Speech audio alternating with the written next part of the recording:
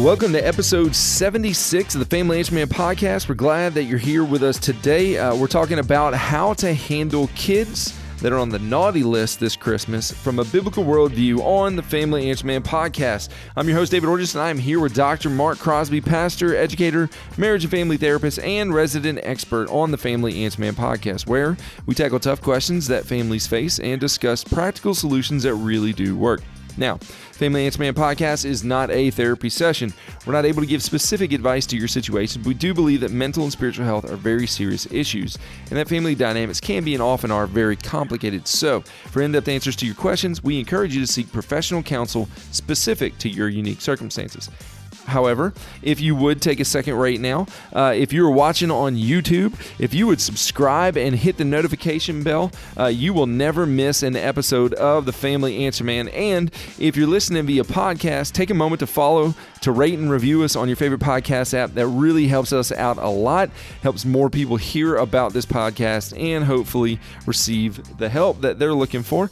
If our content has helped you at all, please share the Family Answer Man with your family and your friends so they can join you on this journey of building stronger, healthier, happier families. Well, Dr. Mark, it is good to be here with you. We got a fun topic today, talking about kids that may be on the naughty list this year, which I'm sure you probably have never dealt with that. You have kids and of your own, and then grandkids of your own, and so in your experience, do good kids ever end up on the naughty list? Of course. We all sin and fall short of the glory of God, the Bible says. So there you go. With that being said, I mean, even good kids are going to have, difficult moments. Even good kids are going to have times where they are somewhat disruptive or defiant, oppositional, if you will.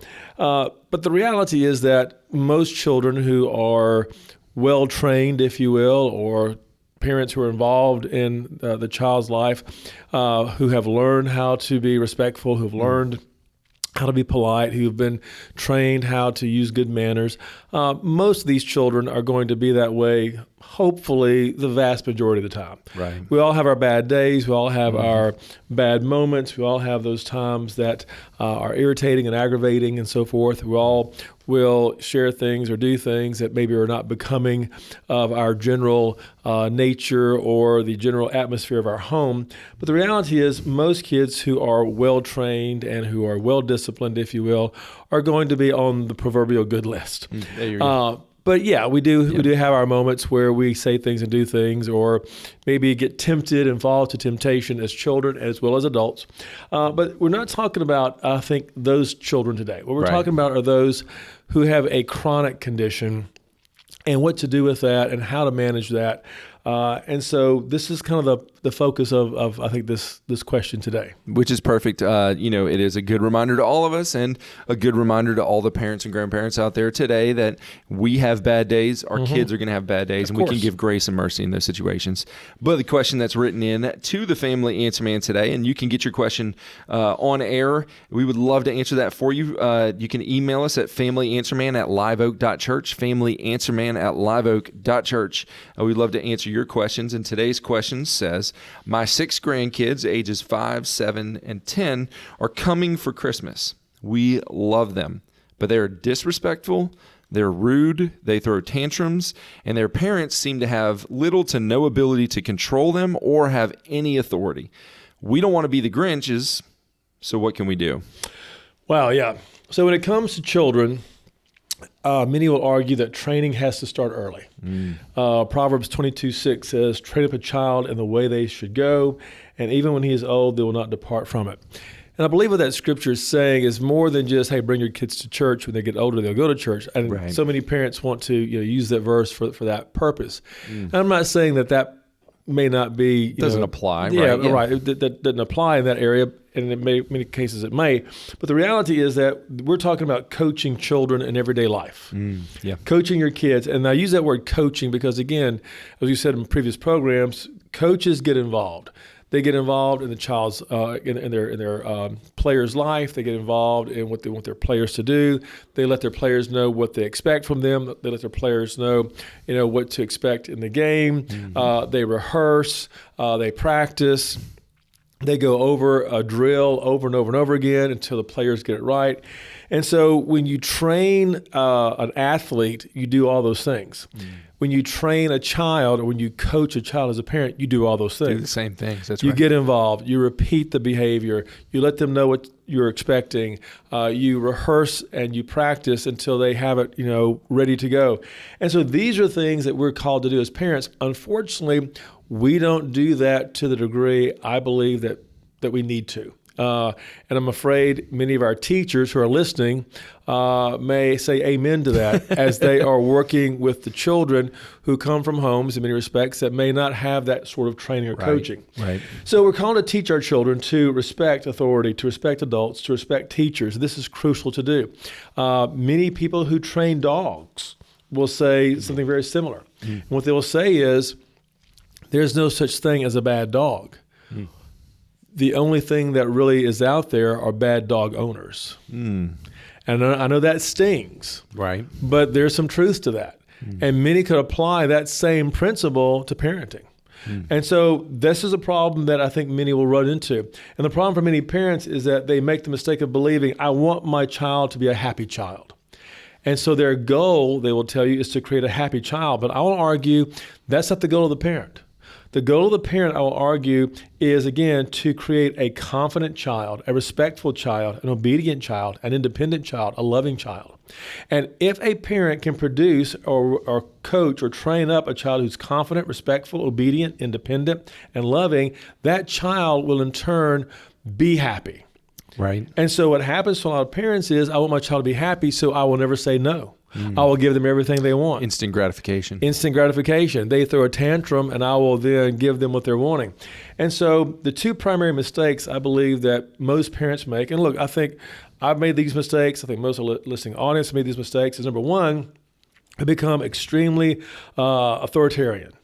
Meaning we have all these rules and all this punishment. Rules, punishment, rules, punishment. You can't do this, you can't do that, rules, punishment. And also restrictions and confinement, restrictions and confinement.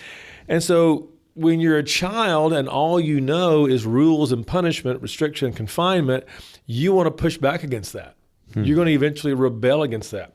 The second primary mistake we make is, as parents, is we become extremely permissive. Do what you want, no consequences, and let the kids pull down all the power. In both of those extremes, that creates, in most cases, a child who has very little discipline, very little respect for authority, very little self-confidence, etc. But an authoritative parent, which is different from an authoritarian parent, that style presents a sense of standards that are clear.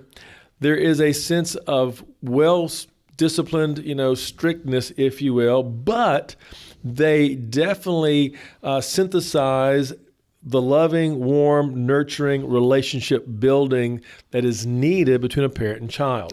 So there are probably a lot of people that are asking, because most people know what permissive parenting looks like, also know what authoritarian parenting looks like, probably wondering about authoritative parenting. So authoritative says, hey, we have standards and we have rules and there are things that we feel that are important and things that are strict, but it doesn't stay there.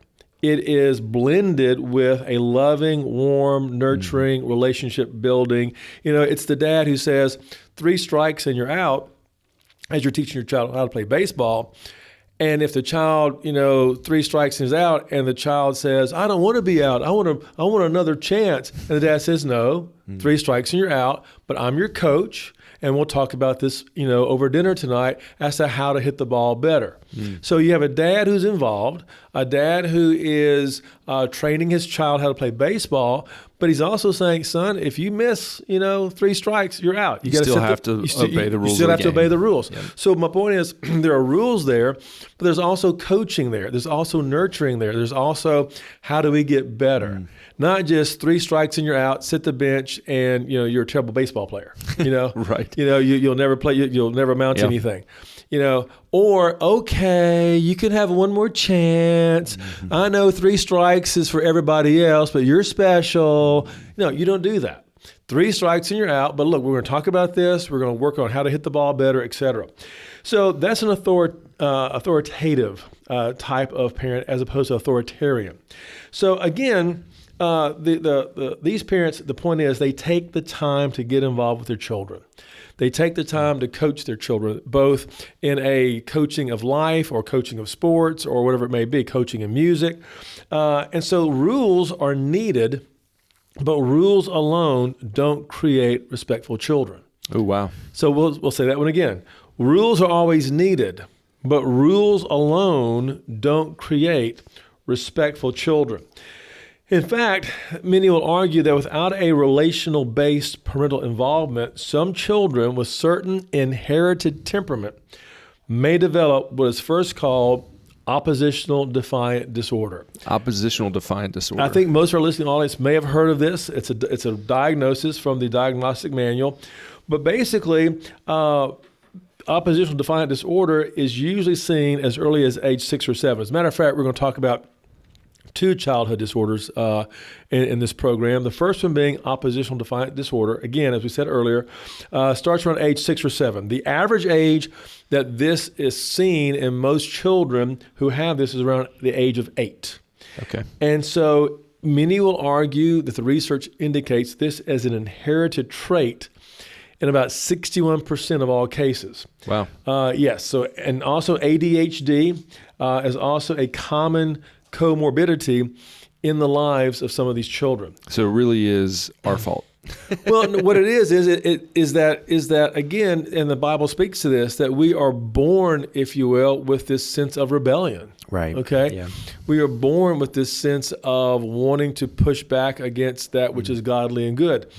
And so the reality is some are going to have more of that than others, okay? Just like some are more musical than others, and some are more athletic than others, and some are better at math than others.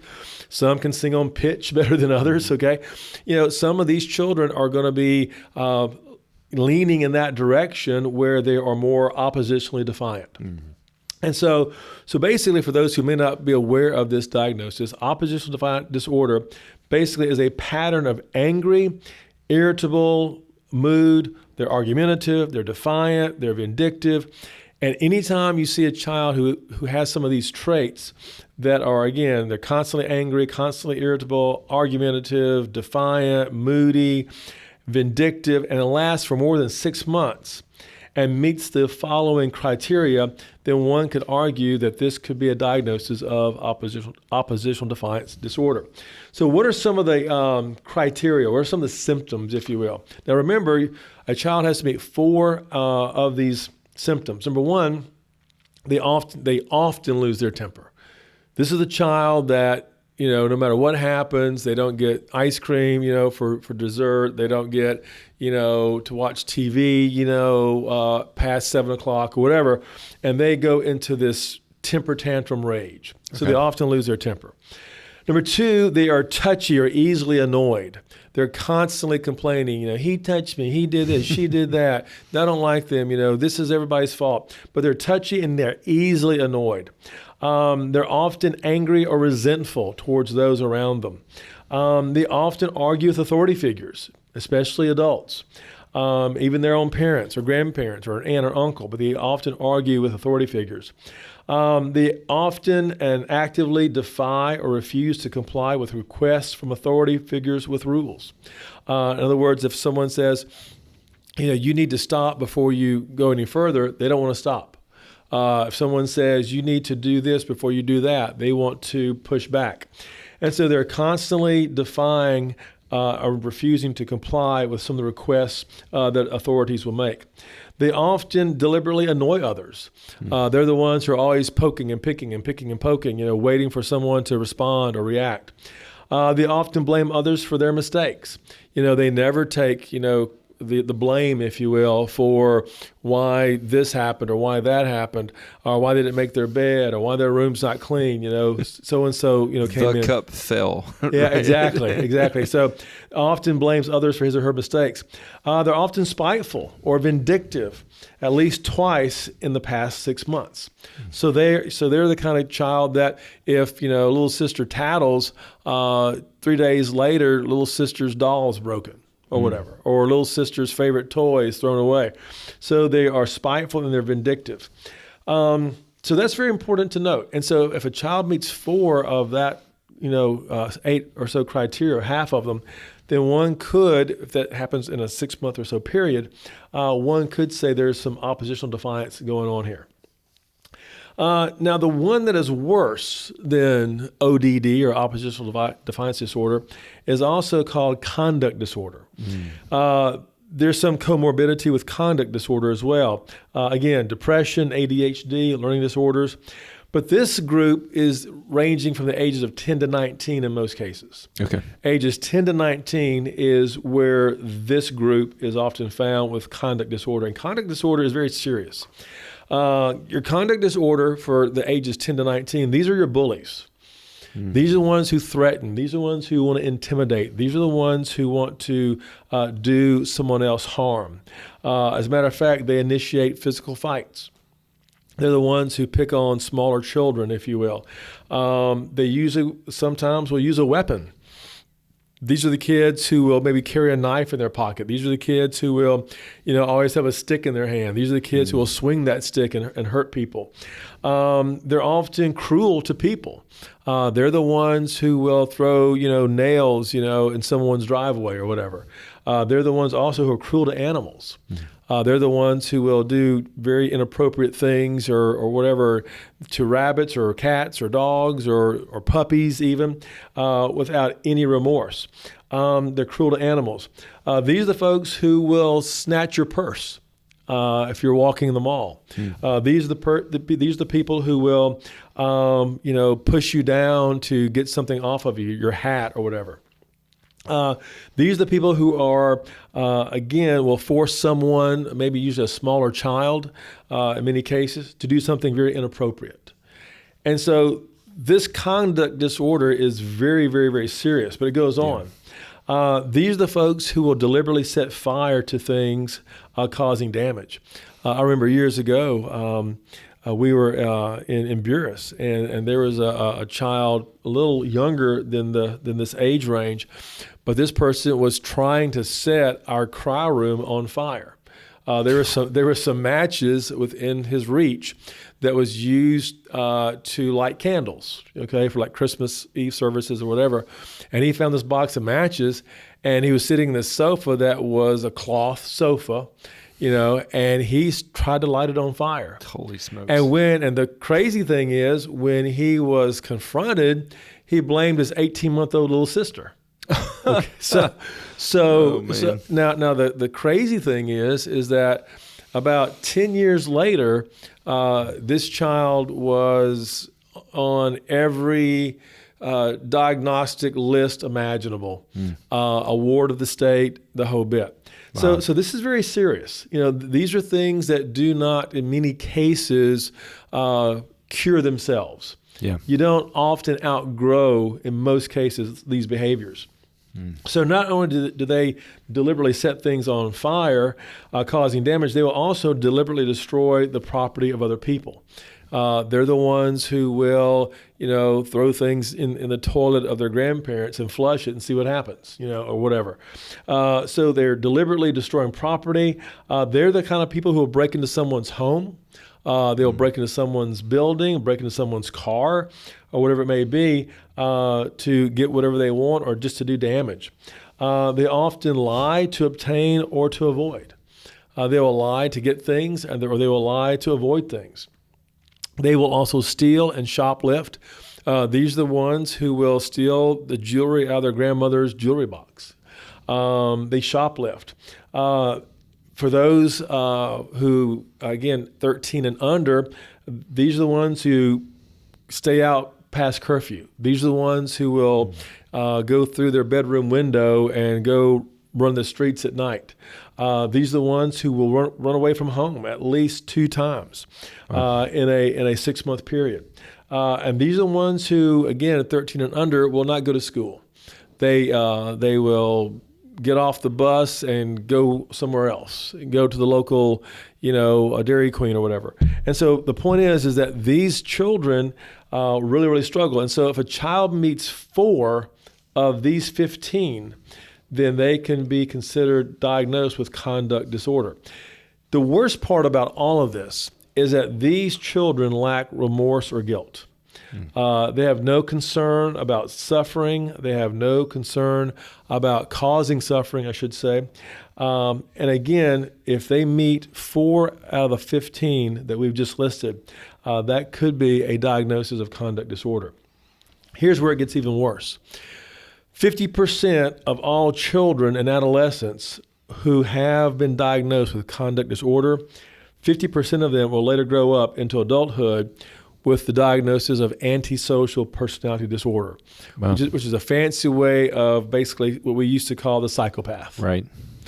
And so, again, no remorse, no guilt, no shame, no feeling of sympathy or empathy for what they've done or whatever or to the person. And so something to note, and this is going to hopefully get the attention. So if you've tuned out listening, please tune back in because you're going to want to hear this next point. Okay. Here's something to note that the research has started to unravel and to present. Technology, more than 4 hours a day, increases oppositional defiant disorder.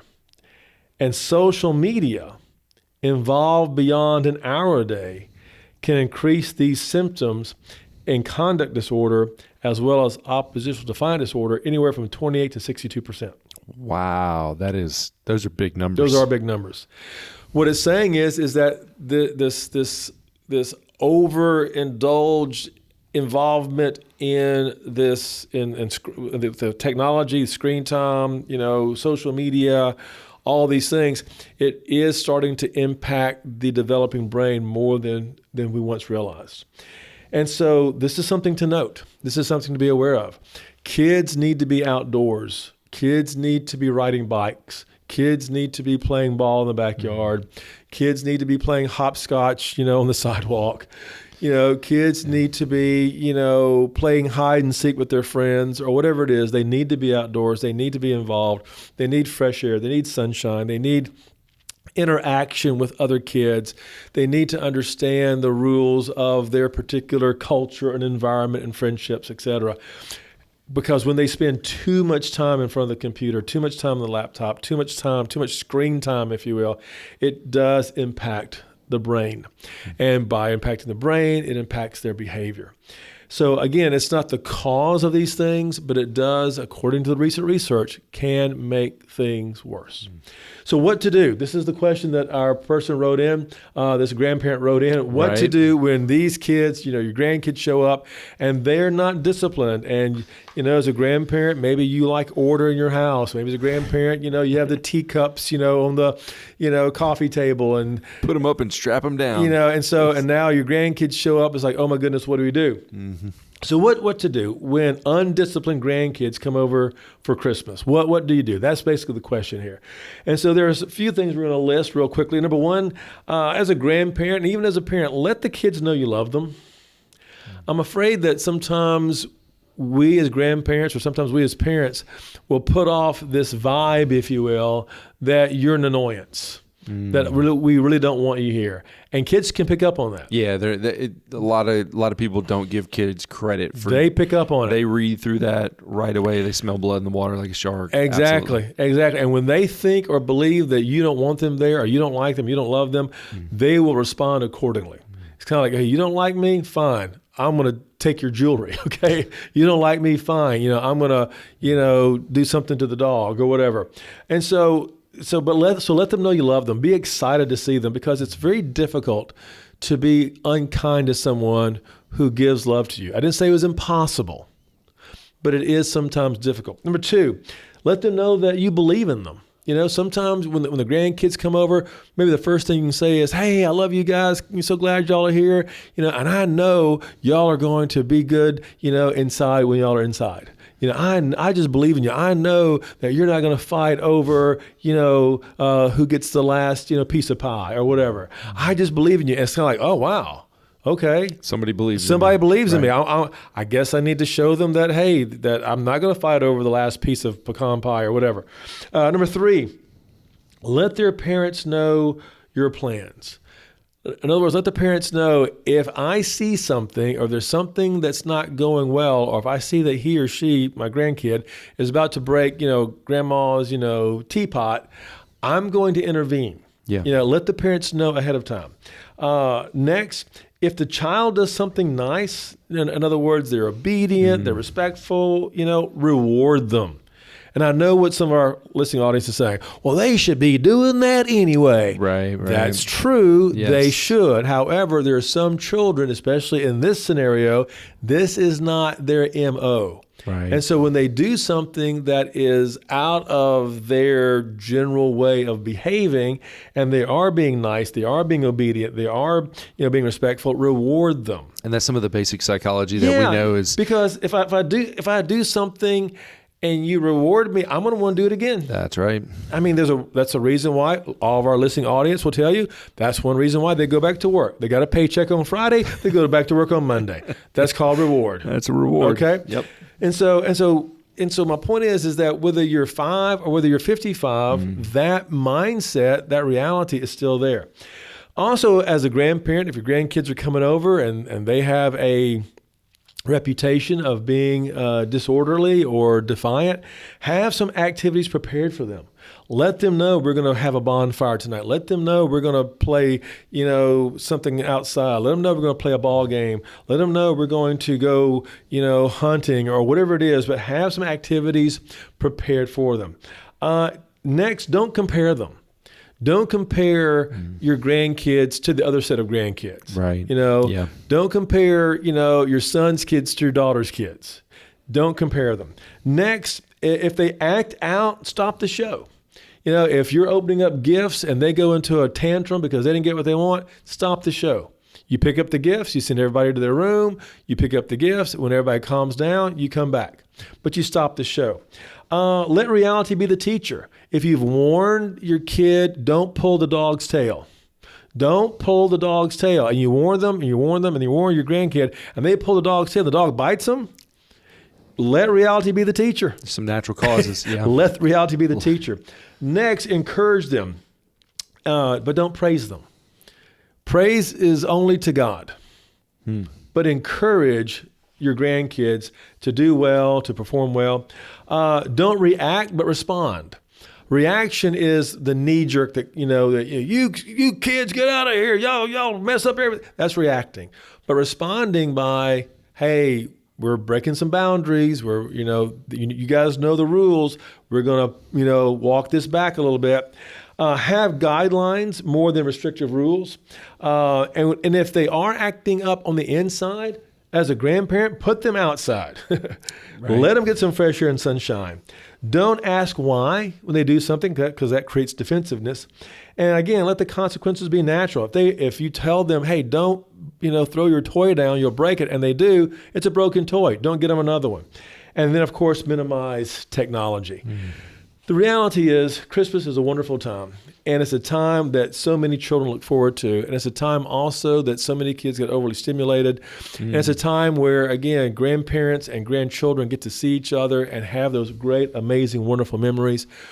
But if it's not done well, if it's not done right, then the memories and the joy and the connection that you want may not be exactly the way you would hope it would be. So these guidelines, understanding these scenarios, understanding what may work and what may not work, I think it's so important. As the grandkids come over, again, be prepared, be ready, but most of all, be loving. Well, we hope that this has been helpful, and we want to say thank you again to the incredible people at Winter's Air and Day Smokehouse and Specialty Meats for underwriting this show. As always, the Family Answer Man is not a therapy session. We're not able to give specific advice to your situations, but we do believe that mental and spiritual health are very serious issues, and that when we get help, we can get help. We do want to wish you a Merry Christmas and hope that all of your holiday celebrations are filled with joy.